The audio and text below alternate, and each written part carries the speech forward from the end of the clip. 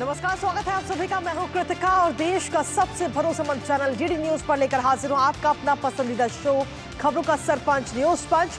और इस कार्यक्रम के जरिए हम आप तक हर रोज पहुंचाते हैं वो तमाम खबरें जिन पर रहती है हम सभी की नजर। और न्यूज पंच में सिर्फ खबर नहीं होती बल्कि होती है उन खबरों की पूरी पड़ताल। तथ्यों और आंकड़ों के जरिए आपको समझाते हैं खबर का हर एक बिंदु। साथ ही ग्राउंड जीरो पर मौजूद अपनी टीम से जानते हैं एक एक अपडेट। होती है हर खबर पर हमारी पैनी नजर। और आज न्यूज पंच के जरिए जिन प्रमुख खबरों पर रहेगी हमारी नजर, सबसे पहले करेंगे उन 4 प्रमुख खबरों का रुख। तो इन 4 प्रमुख खबरों में सबसे पहली और प्रमुख खबर है देश की राजधानी दिल्ली से जुड़ी। जी हां, जहां दमदार दस्तक देखने को मिली है। बीते कल ही नई सरकार का शपथ ग्रहण हुआ और उसके बाद में एक्टिव मोड में सीधे तौर पर पूरी टीम इस वक्त नजर आ रही है। और खासतौर पर अगर हम बात करें दिल्ली की मुख्यमंत्री रेखा गुप्ता इस वक्त फुल एक्टिव मोड में है। और किस तरीके से एक्टिव मोड में है, क्या कुछ अहम फैसले लिए गए, बताएंगे विस्तार से आपको। लेकिन साथ ही जो दूसरी महत्वपूर्ण खबर है वो है उत्तर प्रदेश के संभल से जुड़ी, जहां हिंसा पर चौंकाने वाला खुलासा हुआ है। पिछले साल 24 नवंबर को यह हिंसा हुई थी और अब इस हिंसा को लेकर लगातार पुलिस कार्रवाई कर रही है, लगातार जांच की जा रही है, लोगों से पूछताछ हो रही है और अब इसमें एक बड़ा खुलासा हुआ है। क्या है खुलासा, बताएंगे आपको। लेकिन साथ ही अंतर्राष्ट्रीय जगत से जुड़ी हुई भी 2 बड़ी खबरें हैं इजराइल से जुड़ी हुई, जिसमें अगर हम सबसे पहली खबर देखें तो इजराइल के तेल अवीव में धमाके किए गए हैं। 3 सीरियल धमाके हुए हैं, लेकिन ये धमाके किसने किए हैं अभी तक इसकी कोई पुष्टि खबर नहीं हुई है। बताएंगे विस्तार से आपको इस खबर के बारे में भी। लेकिन साथ ही जो चौथी प्रमुख खबर है वो भी इजराइल से ही जुड़ी हुई है, जहां इजराइल की तरफ से कहा जा रहा है कि हिसाब बराबर होगा। यानी कि जो बीते कल जो 4 शव सौंपे गए इजराइल को, जो बंधकों के शव थे, उन शवों को लेकर अब इजराइल कहीं ना कहीं काफी नाराज है, काफी गुस्से में है और कहा जा रहा है कि हमास ने धोखा दिया है। आखिर ये बात क्यों कही जा रही है, बताएंगे आपको विस्तार से। लेकिन सबसे पहले बुलेटिन की शुरुआत करेंगे प्रमुख खबर के साथ, देश की राजधानी दिल्ली से जुड़ी प्रमुख खबर के साथ, जहां आपको बता दें कि दिल्ली में अब भारतीय जनता पार्टी की सरकार है। बीते कल दिल्ली की मुख्यमंत्री रेखा गुप्ता ने शपथ लेने के बाद कार्यभार संभालते ही एक्टिव मोड में नजर आई। सबसे पहले रेखा गुप्ता सचिवालय पहुंची और कार्यालय का कार्यभार संभाला और फिर शाम को अपने मंत्रियों के साथ यमुना घाट पहुंचकर यमुना मैया की आरती करती नजर आई। इसके साथ ही मंत्रियों को उनके विभागों की जिम्मेदारी भी दे दी गई है। बीते कल ही सचिवालय में पहली कैबिनेट की मीटिंग भी हुई, जो कि करीब 1 घंटे चली और पहली कैबिनेट मीटिंग में कई अहम फैसले लिए गए आम जनता से जुड़े हुए। पत्रकार वार्ता में सीएम रेखा गुप्ता ने दिल्ली को लेकर अपने विजन के बारे में बताया और कहा कि हम अपने विजन विकसित दिल्ली को पूरा करने के लिए निरंतर काम करेंगे। चर्चा करेंगे इसी को लेकर, दिल्ली कैबिनेट की पहली बैठक को लेकर, और बात करेंगे अहम फैसलों की। लेकिन उससे पहले आपको दिखाते हैं कि आखिर किस मंत्री को कौन सा मंत्रालय की जिम्मेदारी दी गई है, ग्राफिक्स के जरिए नजर डालते हैं। और इस बीच बड़ी खबर का रुख कर लेते हैं। इस बीच सबसे बड़ी खबर सामने आ रही है, जहां दिल्ली सरकार की तरफ से बड़ा फैसला लिया गया है। पूर्व सरकार के जो निजी स्टाफ है उन सभी की सेवाएं खत्म करने का ये बड़ा फैसला लिया गया। दिल्ली में नॉन ऑफिशियल स्टाफ पर ये गाज गिरी है। तो ये सबसे बड़ी खबर, बीते कल ही शपथ ग्रहण समारोह हुआ और उसके बाद में अब ये बड़ा एक्शन इस वक्त देखने को मिला है दिल्ली के अंदर, देश की राजधानी के अंदर। मुख्यमंत्री रेखा गुप्ता की तरफ से ये बड़ा फैसला और दिल्ली सरकार की तरफ से ये बड़ा फैसला लिया गया है। सीधे तौर पर देखें तो जो पूर्व सरकार यानी कि आम आदमी पार्टी जब सत्ता में थी तो उस दौरान के जो निजी स्टाफ है उनकी सभी सेवाएं खत्म कर दी गई हैं। यानी कि सीधे तौर पर एक्शन मोड में इस वक्त दिल्ली के मुख्यमंत्री रेखा गुप्ता नजर आ रही है। सबसे बड़ी खबर इस वक्त सामने आई है। सीएम रेखा गुप्ता कार्यभार बीते कल संभाला और कार्यभार संभालने के बाद में पहली कैबिनेट की बैठक होती है, यमुना मैया की आरती की जाती है और उसके साथ ही अब एक बड़ा फैसला भी लिया गया है। तो इस खबर पर नजर हमारी लगातार बनी रहेगी। लेकिन इसके साथ ही अब नजर डालते हैं ग्राफिक्स पर कि आखिर किस व्यक्ति को कौन सा मंत्रालय दिए गए हैं। सबसे पहले बात करते हैं इस वक्त प्रवेश वर्मा की, और प्रवेश वर्मा को लोक निर्माण, विधायी मामले, सिंचाई और बाढ़ नियंत्रण, साथ ही गुरुद्वारा चुनाव और जल, ये तमाम जिम्मेदारियां इस वक्त प्रवेश वर्मा को दी गई हैं। इसके साथ ही अगर हम देखें तो कई सारे विभाग भी दिए गए हैं और इसके अलावा दिल्ली के मुख्यमंत्री को भी जिम्मेदारियां कई सारी मिली हैं। गृह, बिजली, शहरी विकास, शिक्षा और उच्च शिक्षा, प्रशिक्षण और तकनीकी शिक्षा की जिम्मेदारी भी इस वक्त दी गई। यानी कि कुल मिलाकर हम देखें आशीष सूद को ये जिम्मेदारी दी गई है। इसके साथ ही अगला नाम है सरदार मनजिंदर सिंह सिरसा का, जिनको खाद्य और आपूर्ति, वन और पर्यावरण, साथ ही उद्योग, ये तमाम मंत्रालयों की जिम्मेदारी इस वक्त सिरसा को दी गई है। अगला नाम आता है रविंद्र सिंह इंद्राज का। और रविंद्र सिंह इंद्राज की अगर हम बात करें तो उनको सामाजिक कल्याण, SC/ST कल्याण, सहकारिता और चुनाव, ये तमाम जिम्मेदारियां इस वक्त दी गई। साथ ही कपिल मिश्रा की अगर हम बात करें तो कानून और न्याय की जिम्मेदारी, श्रम, रोजगार और विकास की जिम्मेदारी। और इसके साथ ही जो अगला नाम है वो है पंकज कुमार सिंह का, जिनको स्वास्थ्य और परिवार कल्याण, परिवहन और सूचना प्रौद्योगिकी, यानी कि कुल 6 मंत्री। और साथ ही मुख्यमंत्री रेखा गुप्ता की जब हम बात करते हैं तो सामान्य प्रशासन, सेवा, राजस्व, महिला और बाल विकास, तमाम जिम्मेदारियां उनको दी गई हैं।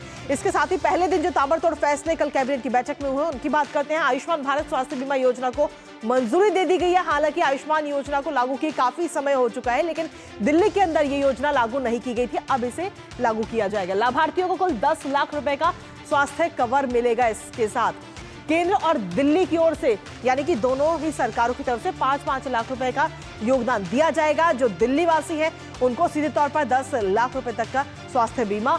रेखा गुप्ता की तरफ से योजना से जुड़ी औपचारिकताएं जल्द पूरी कर ली जाएंगी और दिल्ली वालों को जो लंबे समय से इंतजार कर रहे हैं आयुष्मान योजना के लागू होने का, अब उनके लिए वो समय आ चुका है। जल्द ही आयुष्मान योजना लागू होगी। विधानसभा में कैग की 14 लंबित रिपोर्ट पेश की जाएंगी। इसके साथ ही पिछली आम आदमी पार्टी की सरकार ने जो कैग की रिपोर्ट को रोके रखा था, उस कैग की रिपोर्ट जब पहली विधानसभा का सत्र लगेगा तो उस दौरान वो सबसे पहले पेश की जाएंगी। महिला समृद्धि योजना पर भी चर्चा हुई है बीते कल जो पहली बैठक हुई है। और इस पहली बैठक में अगर हम देखें तो कई सारे महत्वपूर्ण प्रस्तावों को लेकर चर्चा हुई। भाजपा के चुनावी वादों में से एक थी ये योजना महिलाओं को लेकर। और साथ ही आयुष्मान योजना की अगर हम बात करें तो उस योजना को लेकर भी अब जल्दी ही जो औपचारिकता है वो पूरी कर ली जाएंगी। मुख्यमंत्री ने कहा है कि योजना पर विचार विमर्श करने की जरूरत है। विचार विमर्श इस योजना पर किया जाएगा। इसके साथ ही पंजीकरण की व्यवस्था के बिना भुगतान संभव नहीं है। तो सीधे तौर पर एक के बाद एक कई सारे फैसले बीते कल लिए गए। शपथ के बाद ही एक्टिव मोड में नजर आ रही है इस वक्त दिल्ली के मुख्यमंत्री। और सीधे तौर पर हम देखें तो दिल्ली सीएम को लेकर के आज का एजेंडा क्या है, एक बार उस पर भी नजर डाल लेते हैं। सभी पत्रकार बंधुओं को बताया था, हमने कल की अपनी कैबिनेट मीटिंग में आयुष्मान भारत को दिल्ली सरकार, आम आदमी पार्टी की सरकार जिसने रोका हुआ था, कल उसे कैबिनेट मीटिंग में अप्रूव फॉरवर्ड कर दिया है। और बहुत जल्द आयुष्मान योजना जो फैमिली वाला है और जो सीनियर सिटीजन 70 साल वाला है पब्लिक डोमेन में आ जाएगा और लोग उसका लाभ ले सकेंगे। आज हमने PWD के अधिकारियों को और जल बोर्ड के अधिकारियों को बुलाया है, जिनके साथ मेरी मीटिंग रहेगी। पूरी कैबिनेट उनके साथ बैठेगी और सभी कामों की समीक्षा करते हुए जो गड्ढे सड़क वाले हैं या सड़कों में गड्ढे हैं और गड्ढों में सड़क है, उस विषय को आज हम सीरियसली टेक ओवर करेंगे। तो ये आपने सुना कि आज का किस तरीके से रहेगा एजेंडा। लेकिन इसके साथ ही अगर हम देखें तो दिल्ली के पूर्व सीएम आतिशी की तरफ से सीधे तौर पर हमलावर आतिशी नजर आई और उस हमलावर को लेकर किस तरीके से पलटवार किया है रेखा गुप्ता ने, दोनों ही बयान आपको सुनाते हैं। रेखा गुप्ता जी को बहुत बहुत बधाई देना चाहूंगी और मैं उम्मीद करती हूं कि जो जो वादे भारतीय जनता पार्टी ने दिल्ली के लोगों को किए हैं उन वादों को वो जरूर पूरा करेंगी। और मैं रेखा गुप्ता जी को आम आदमी पार्टी की तरफ से ये भी कहना चाहूंगी कि दिल्ली वालों के विकास के लिए उन्हें कोई भी मदद, कोई भी समर्थन आम आदमी पार्टी की तरफ से चाहिए हो तो उनको हमेशा मिलेगा, जरूर मिलेगा। देखिए, सरकार हमारी है, एजेंडा हमारा है, तो काम हम ही करने दीजिए ना। आपको हर चीज में कहने की जरूरत नहीं है। उन्हें कहिए कि जब आपका कार्यकाल था आपने किया। तो सीधे तौर पर रेखा गुप्ता कह रही है कि सरकार हमारी है, हमें हमारा काम करने दीजिए, आपका कार्यकाल अब पूरा हो चुका है। और इसी के साथ हमारे सहयोगी गिरीश निशाना इस वक्त जुड़ गए, सीधा उन्हीं का रुख करेंगे। गिरीश, बीते कल शपथ ग्रहण समारोह भव्य हम सभी ने देखा, उसके बाद में कैबिनेट की बैठक हुई, कई सारे अहम फैसले लिए गए। आज का एजेंडा किस तरीके से नजर आएगा?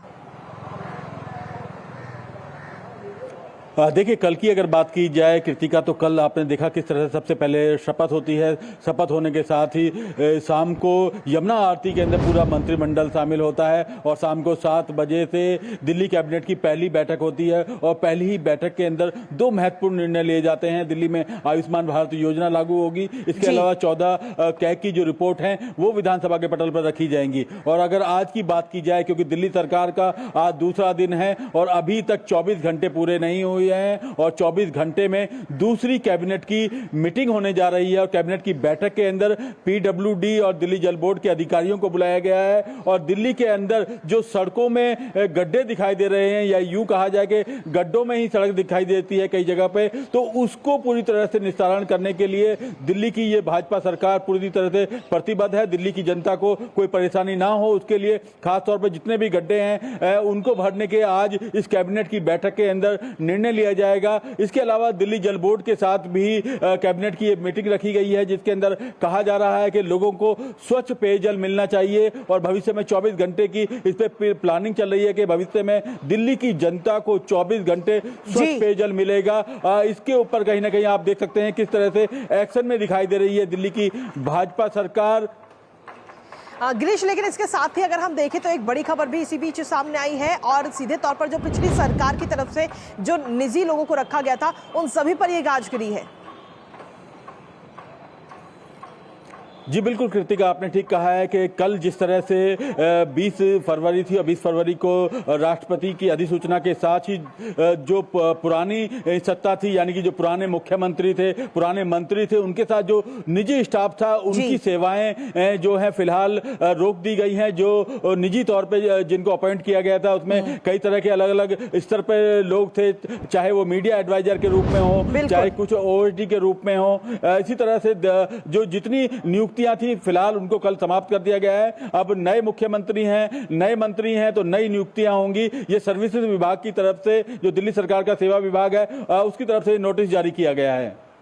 चलिए, फिलहाल बहुत बहुत शुक्रिया तमाम जानकारी और हमारे अपडेट्स हमारे साथ साझा करने के लिए गिरीश। और साथ ही आज जो ये बैठक होने वाली है उस पर आप अपनी नजर लगातार बनाए रखिएगा और 2 बजे फिर आपसे चर्चा करेंगे। तो सीधे तौर पर देखें तो ये कई सारी अहम मीटिंग्स हुई और इसके बाद में आज भी कैबिनेट की अहम मीटिंग होने जा रही है और इस कैबिनेट की अहम बैठक पर हम सभी की नजर है। लेकिन कुल मिलाकर हम देखें तो कई सारी चीजें इसमें नजर आ रही है। एक के बाद एक कई सारे फैसले लिए जा रहे हैं, फिर चाहे वो आयुष्मान योजना से जुड़े हुए हों या फिर दिल्ली की आम जनता से जुड़े हो, और एक के बाद एक बड़े एक्शन में मोड में भी नजर आ रही है दिल्ली की मुख्यमंत्री रेखा गुप्ता। इसी के साथ चलिए अब खबरों में आगे बढ़ते हैं और अगली महत्वपूर्ण खबर का रुख कर लेते हैं, जहां आपको बता दें कि अगली महत्वपूर्ण खबर है उत्तर प्रदेश से जुड़ी हुई।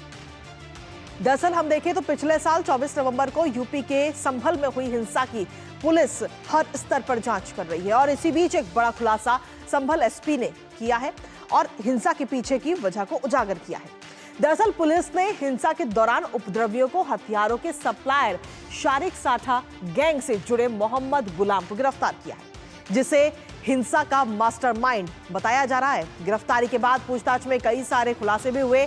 पुलिस ने बताया कि कैसे इस हिंसा के तार दुबई से भी जुड़े हुए हैं। साथ ही पुलिस ने गिरफ्तार मोहम्मद गुलाम के मंसूबों को भी बताया। फिलहाल पुलिस और पूछताछ अभी कर रही है और हिंसा की कड़ियों को एक एक करके जोड़ रही है।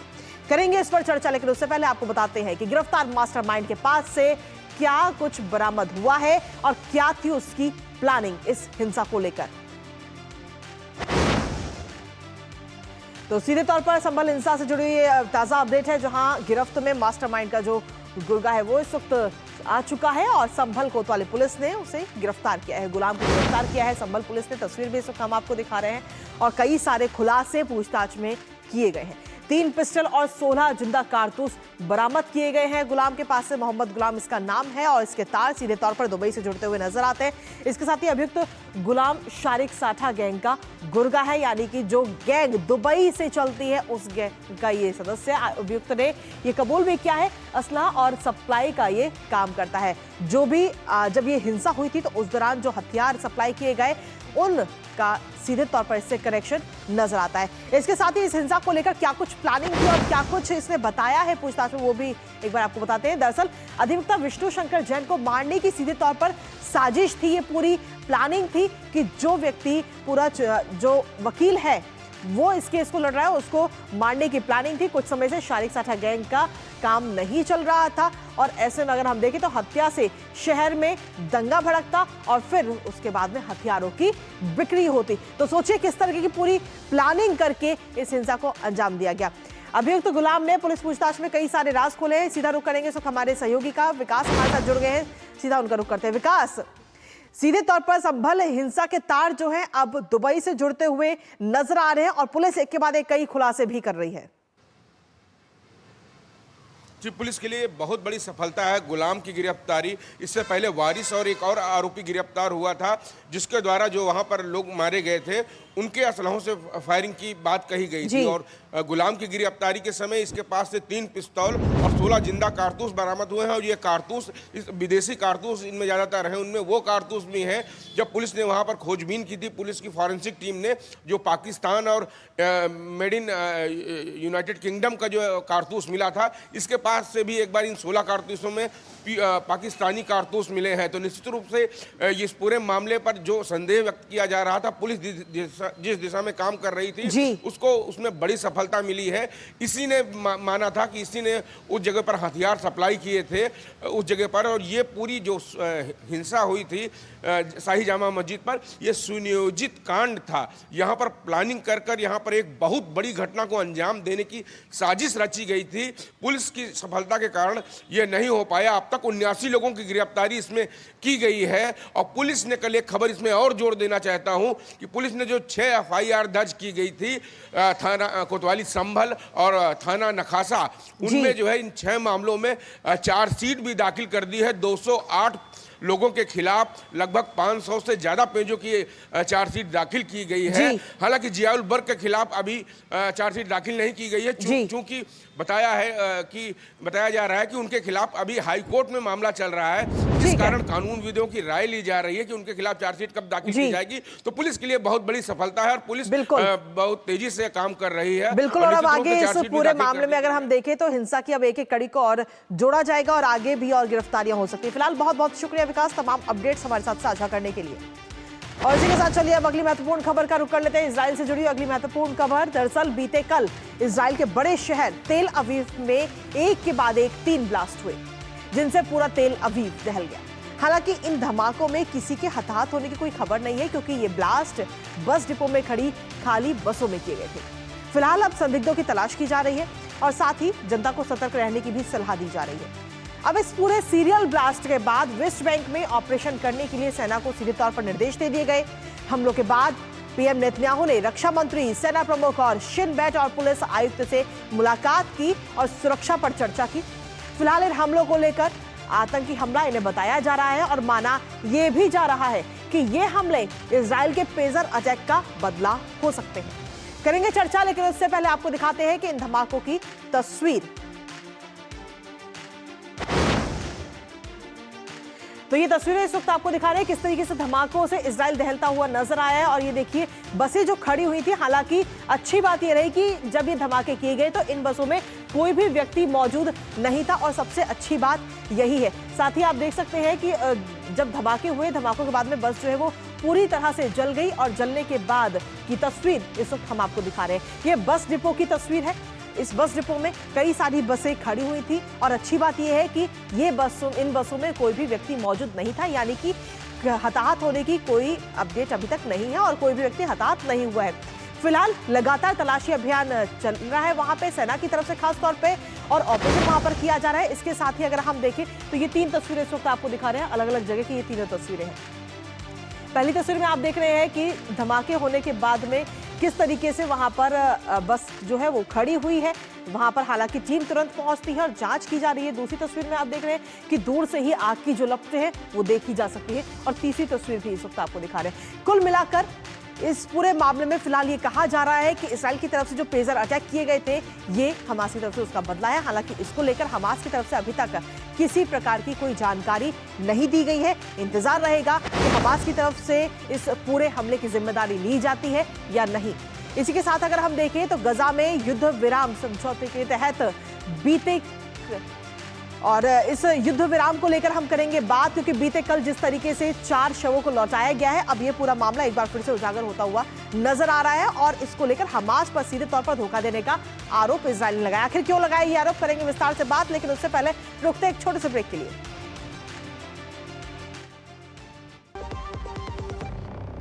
जब धरती चीर कर निकलता है लोहे का पत्थर और मिलता है मोंगिया के जोश से, फिर तपता है, पिघलता है और बनता है फौलाद। अब होता है सरिया सारी खूबियों के साथ। मोंगिया स्टील, मजबूत देश का मजबूत सरिया।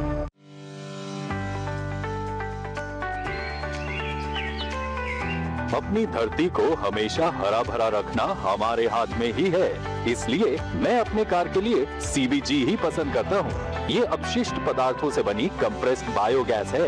ये एक अत्यधिक कुशल रिन्यूएबल रिसोर्स है, जिसने कार्बन उत्सर्जन को कम कर दिया है। कम कार्बन उत्सर्जन का अर्थ है ग्रह पर कम हानिकारक प्रभाव पड़ना। CBG का उपयोग करें, ये स्वच्छ, हरा भरा और सुरक्षित है।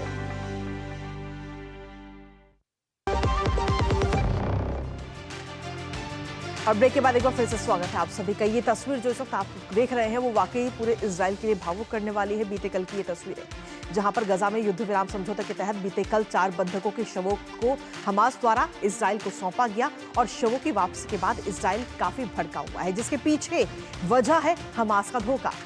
दरअसल शवों की वापसी के बाद इजराइल की तरफ से दावा किया गया कि जिन 4 शवों को हमास ने वापस किया है उनमें सबसे कम उम्र के बंधकों की मां का, शिरी का शव नहीं।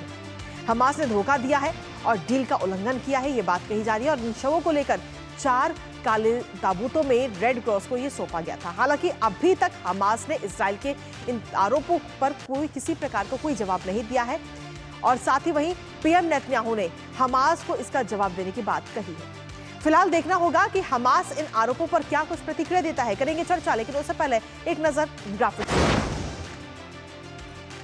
तो कहीं ना कहीं धोखेबाज निकला है ये हमास, ये बात कही जा रही है इजराइल की तरफ से, क्योंकि हमास ने बीते कल जो 4 बंधकों के शवों को रेड क्रॉस एजेंसी को सौंपे थे उनमें श्री विबास और उनके 2 बच्चों के शव शामिल थे, लेकिन श्री का शव उसमें नहीं मिला बल्कि किसी अन्य व्यक्ति का शव इसमें दिया गया। इजरायली सेना ने नाबालिग बंधकों के अवशेषों की पहचान की, क्योंकि जो शव वहां पर पहुंचे थे उनकी पहचान जब की गई तो इजरायली सेना ने कहा कि सौंपा गया अन्य शव लड़कों की मां का नहीं है। जो 2 छोटे बच्चे, जो एक 4 साल का और एक 9 साल का जो बच्चा जिनके शव सौंपे गए, उनकी मां का शव इसमें नहीं था। और ये उस दौरान की बेहद ही भावुक करने वाली तस्वीर हम आपको दिखा रहे हैं। हालांकि काफी ठंड, और अगर सीधे तौर पर देखें तो ये हमास की तस्वीर है जहां पर इन शवों को ले जाया जा रहा था और उस दौरान उसके बाद में सीधे तौर पर जो शव है वो इजराइल को सौंपे गए थे। रेड क्रॉस को ये शव सौंपे गए थे एक काले रंग के ताबूतों में। एक ग्राफिक्स पर और नजर डाल लेते हैं इस बीच, क्योंकि अगर हम देखें तो शवों की वापसी के बाद में इजराइल भड़कता हुआ नजर आया। सेना ने कहा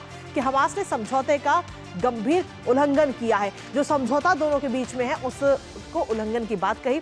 बंधक बनाए गए बच्चों की नवंबर 2023 में किडनैपिंग हुई थी और समझौते के तहत 4 मृतक बंधकों को वापस करने के लिए हमास बाध्य था, लेकिन 4 शवों को तो वापस किया गया, लेकिन उन 4 शवों में अगर हम देखें तो दोनों बच्चों की जो मां है श्री, उसका शव वापस नहीं किया गया है। तो सीधे तौर पर अपने आप में कई सारे सवाल इस पूरे मामले को लेकर खड़े हो रहे हैं, कई सारे आरोप हमास पर लगाए गए हैं, लेकिन अभी तक हमास की तरफ से किसी प्रकार का कोई जवाब नहीं दिया गया है। इंतजार रहेगा हमास की इस प्रतिक्रिया को लेकर, लेकिन इसी के साथ फिलहाल न्यूज पंच मुझे और हमारी टीम को दीजिए अनुमति। 2 बजे फिर होगी आपसे मुलाकात, तब तक के लिए नमस्कार।